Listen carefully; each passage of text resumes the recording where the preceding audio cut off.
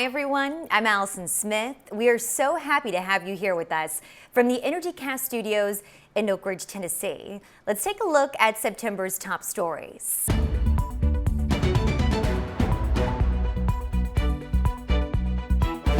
Hundreds of new jobs are coming to town. A historic multi-billion-dollar project is headed to Oak Ridge. Discover why this new uranium facility is being hailed as a game changer for Tennessee and the future of American energy. There is no future on this reservation, including for our current missions, without a successful cleanup effort. The future begins with cleanup. We're celebrating a major milestone in our region's history. The East Tennessee Technology Park has been cleared of its legacy contamination and prepped for a new chapter. We'll dive into what this means for Oak Ridge and the wider community. And from breakthroughs in lightning-fast wireless EV charging to robotic arms revolutionizing manufacturing, Orano researchers are driving the future of innovation. We're showing you these award-winning technologies up close.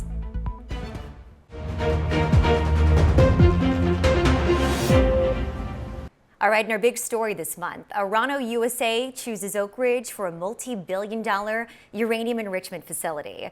It's the single largest investment in Tennessee's history. We have more on how this major announcement is promising new opportunities and growth for the region. Enriched in Tennessee. A multi-billion-dollar investment is solidifying Oak Ridge's reputation as a national nuclear hub.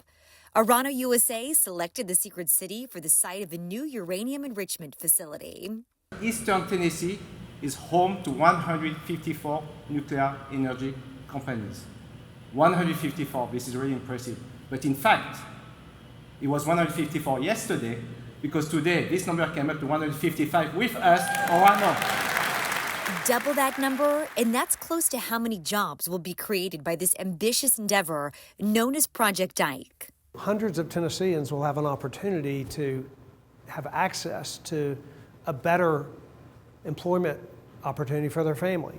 This makes life better for the people in this community. Governor Bill Lee made the announcement this month at the Oak Ridge Enhanced Technology and Training Center.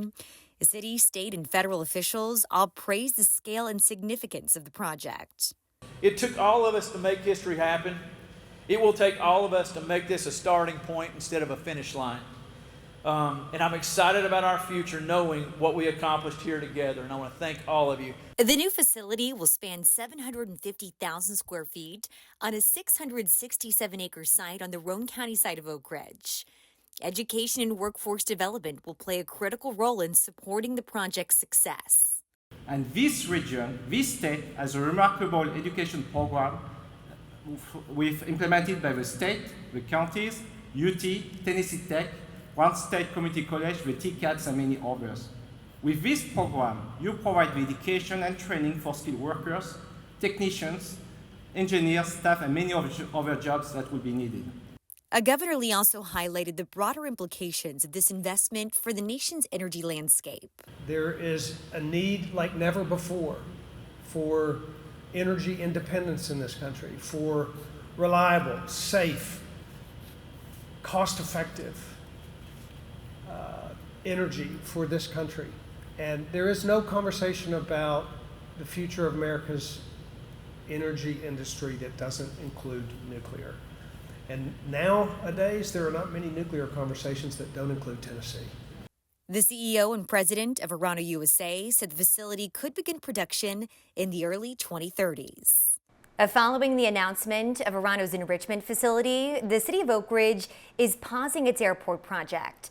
The state and city are reevaluating the future airport's proposed location to accommodate one of the largest single economic investments in Tennessee history. The city manager says the city still believes an airport is crucial to support the new nuclear industry, and the project has secured $34 million in funding. We have some more exciting economic news to share with you. Last month, DOE celebrated an incredible cleanup milestone at the East Tennessee Technology Park. But this wasn't just about removing old buildings and contaminants. It was about transforming the site into something new and thriving. Land at the East Tennessee Technology Park can be reused now that major cleanup is complete. DOE's longstanding goal was to transform the former enrichment site into an industrial park. That vision has become a reality. Cleaned acreage at the site is bringing in new businesses and jobs on a larger scale than ever before. DOE has transferred more than 1,700 acres to the community for economic development. The plans are underway to transfer another 900 acres in the next 3 years. 25 private businesses have located or announced plans to build on transferred land. Together, they're expected to bring in $1.3 billion in investments. Our communities stand on the cusp of a once-in-a-generation opportunity. We truly are in the epicenter of a nuclear renaissance. Interest in our area has already increased exponentially. Our regional conversations with other government officials try to prepare them for economic development opportunities in the nuclear supply chain that have never been a variable in our equation before. And now with the site clear, there's potential for new innovations and advancements in this field. Kairos Power began construction in July on its Hermes demonstration reactor. The company's multi-million-dollar investment in clean energy is expected to bring 100 jobs to the site. The company's chief technology officer and co-founder shared why they chose East Tennessee. This being a brownfield site, it's very representative of the Kairos mission, which is to restore environmental stewardship. And so going to a brownfield site was very consistent with our mission. And one of the nice things about a brownfield site is it's very well characterized. And so when you're trying to build a new nuclear technology, having a well-characterized site is very advantageous. So, and last but not least, it gives us land to actually grow some of our capabilities. So it's just a terrific place for us to be. The list of nuclear companies moving to Oak Ridge is continuing to grow, and they're investing millions of dollars in innovation and infrastructure in Oak Ridge. In addition to Orano's multi-billion-dollar announcement, let's break down the numbers and spotlight some other key players. TriSoX is estimated to invest nearly $1 billion over multiple phases of its project at the nearby Horizon Center. Kairos Power is planning $300 million over multiple phases at the East Tennessee Technology Park. And UltraSafe Nuclear Corp rounds out that list with an expected $50 million at the East Tennessee Technology Park. That's a total of nearly $1.5 billion. The Oak Ridge Office of Environmental Management and its contractors have worked tirelessly over the past 20 years to restore ETTP. To understand how we got here, let's take a look back. The East Tennessee Technology Park's major transformation began in 2004. The first big change happened with the removal of 6,000 canisters of depleted uranium hexafluoride that were stored at the site. From there, attention shifted to tearing down the 5 massive enrichment facilities that sprawled millions of square feet. K-29 was the first to come down in 2006. Then, in 2008, demolition began on the iconic U-shaped K-25 building. Other crews worked nearby to tear down the 1.6 million square foot K-33 building in 2011. K-25 was the largest building in the world when it was constructed during World War II, and it covered 44 acres. After 5 years of demolition, workers finished bringing down the last portion of the structure in 2013. K-31 and K-27, the final 2 enrichment facilities at ETTP, came down in 2015 and 2016, achieving DOE's goal to remove all enrichment facilities by 2016. Workers moved quickly to address the remaining buildings in an effort to complete all demolitions at ETTP by the end of 2020. Crews started that effort by knocking down the most contaminated buildings left at the site, known as the Poplar Creek facilities. They followed by demolishing the Tosca incinerator, K-1037 building, K-1600 building, and the towering centrifuge complex that stood more than 200 feet tall. The same site that made history decades earlier made history again, as workers became the first site in the world to remove a former enrichment complex. Then, crews spent the remaining time excavating the contaminated soil from ETTP. The path to Vision 2024 required the demolition of more than 500 buildings and 50,000 truckloads of soil. Along the way, DOE transferred land for new growth, constructed buildings to share the site's history, and protected areas for conservation. That's something worth celebrating. The journey to Vision 2024 is the culmination of 20 years of cleanup. ETTP is the only place in the world to complete the cycle of uranium enrichment, cleanup, and reindustrialization. At last month's celebration, UCOR's president and CEO explained how strong working partnerships contributed to a successful cleanup effort. The inclusion of stakeholders, the inclusion of your community, the inclusion of your workforce, all facets of it, inclusion of your leadership teams will result in the generation of unbelievable levels of mutual equity. And that's what you see here today. Congressional Chairman Chuck Fleischmann, who also attended the event, echoed how Oak Ridge's partnerships and results are setting the site apart. It's jobs, it's economic innovation, and it's leadership for America moving forward in so many different sectors, even beyond nuclear. Materials management, supercomputing, and a host of other things that AI, that we are doing better literally than anyone else in the world. And it's worth noting this achievement hasn't gone unnoticed. The U.S. Environmental Protection Agency recently recognized ETTP with a prestigious award. The National Federal Facility Excellence Insight Reuse Award highlights the hard work and collaboration to restore and reuse once contaminated land at federal facilities. We asked our region's EPA Division Director why Oak Ridge stands out. What set Oak Ridge apart is because the size of the work. And this has been going on now for a minute to get to this point. I do realize that, but at the same time, we have other federal facilities out there that are under the DOE umbrella that have not actually achieved such a milestone as this. Oak Ridge is on the cusp of an exciting new era. So what's next? Work continues to finalize the remaining land transfers, meet historic preservation commitments, protect natural assets, and increase recreational opportunities. Hey, we've got some really cool video for you. What you're seeing is drone footage over the new K-25 viewing platform construction site. Crews are making significant progress in finishing the structural framework. The viewing platform will provide visitors of the Manhattan Project National Historical Park a sweeping panoramic view of the K-25 building's 44 footprint. The exhibits and views will help people better understand the scale of the former uranium enrichment site that was home to the largest building in the world. It's expected to be open to the public next summer. At the Oscars of Innovation, Orano clinches 14 R&D 100 awards. We take you inside the labs where scientists developed 2 of these award-winning technologies. Inside Orano's manufacturing demonstration facility, a groundbreaking system is making waves in 3D metal printing.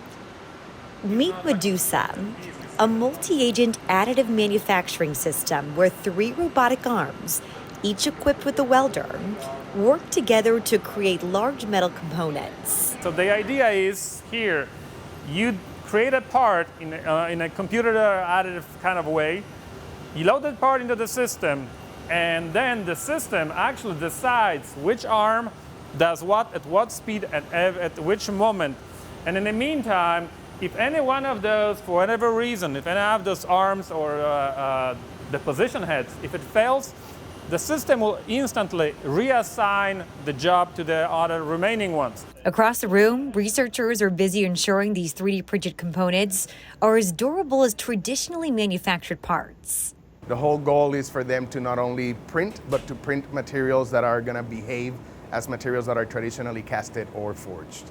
To prove the system's capabilities, Medusa printed a 1,000-pound impeller in just 46 hours, demonstrating the potential for clean energy applications. So this is where we need to be more, I would say, aggressive on creating new ways to create more, I would say, cheaper, faster, green technology. And when I'm talking about hydro, so the impeller is done, the research is done towards hydro energy, but also we had an example in wind energy, and a lot of this technology is applicable in general for power generation.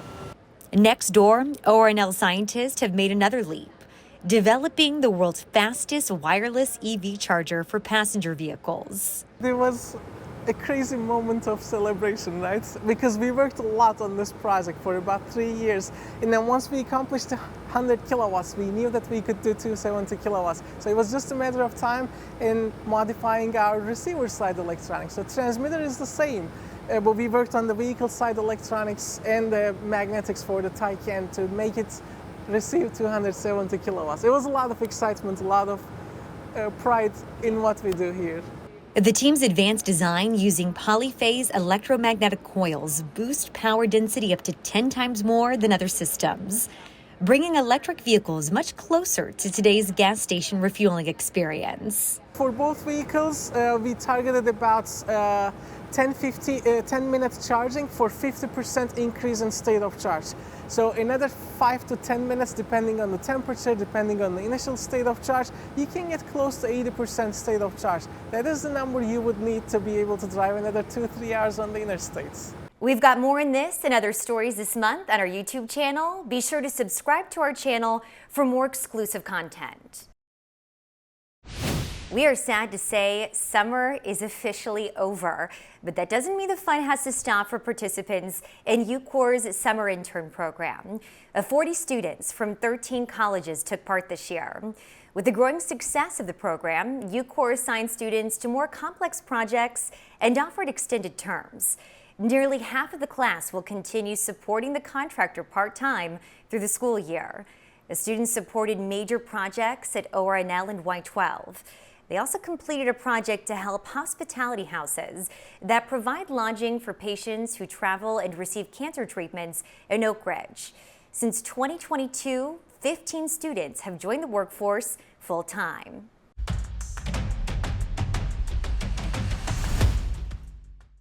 We've got a hot minute to take you to the 10th annual National Cleanup Workshop. This year's theme reflected EM's 35 years of cleanup progress. We heard from DOE leadership, industry executives, and elected officials during the 3-day event in Arlington, Virginia. Topics for discussion included successes at EM's field sites, improving project performance, and developing the future workforce. An organizer and attendee at the Early Career Professional session shared their takeaways from this year's workshop. It really is a learning experience, and it's a way to share information across all the different sites. Different things happen at different sites, and it's also a chance to meet with EM leadership. Honestly, I think networking is a big thing, which they touched on in the Early Career Professionals. Pretty much all of them talked about networking and how that is one of the biggest assets that you have in your career. A lot of times it's not always what you know, but who you know. The workshop concluded with the U.S. House Nuclear Cleanup Caucus on Capitol Hill. Another major event is scheduled that's bringing top industry leaders together. ATIBA's Business Opportunities and Technical Conference is scheduled October 29th through the 31st at the Knoxville Convention Center. We'll have more coverage from that event in coming months. To register or get more information, visit atiba.org/BOTC.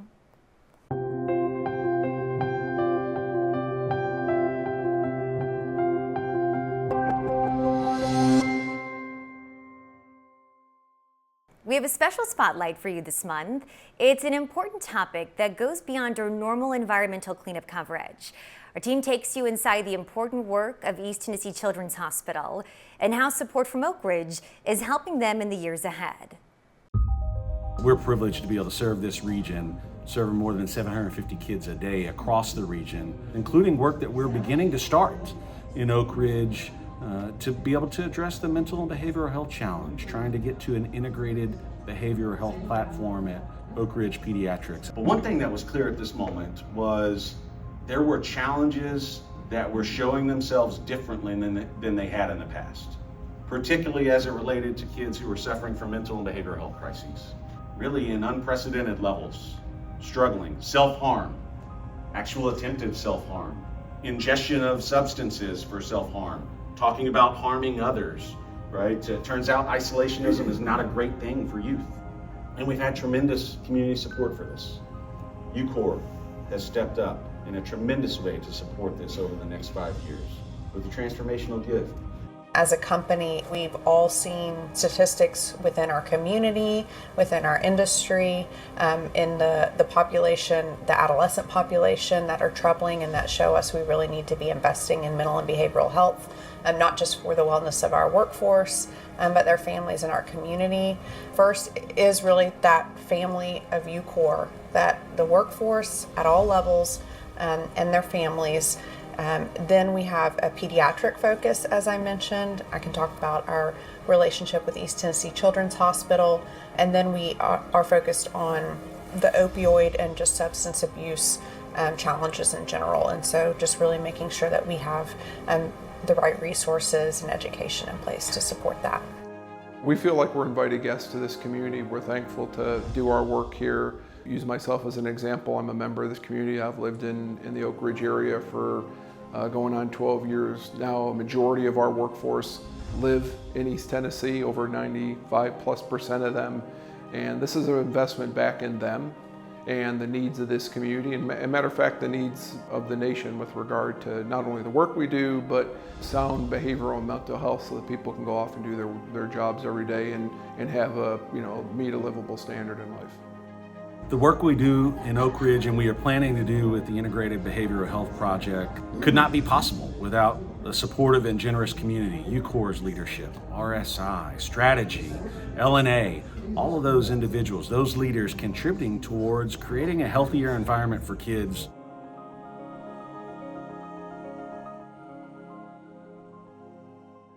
We've got some big stories planned for you next month. We're talking with leaders from Tennessee Tech University about the school's new nuclear engineering degree. We'll have that and much more. You will not want to miss it. And remember, if you work in environmental management in Oak Ridge, keep us in mind if you come across a story. We're always looking for news tips and story ideas from across the reservation. We'd love to feature what matters to you right here. Email your idea to oakridgeem@orem.doe.gov. And don't forget to follow us on our social media accounts. We post this show on our YouTube channel. Plus, if you liked a topic we covered here, we often have more on it over there. You can also follow EM News on our Facebook, Instagram, and X accounts. Well, thank you so much for joining us. New episodes come out the last Wednesday of the month. You can watch on air or online, same places as always. We'll see you next month from the Energycast studio in Oak Ridge.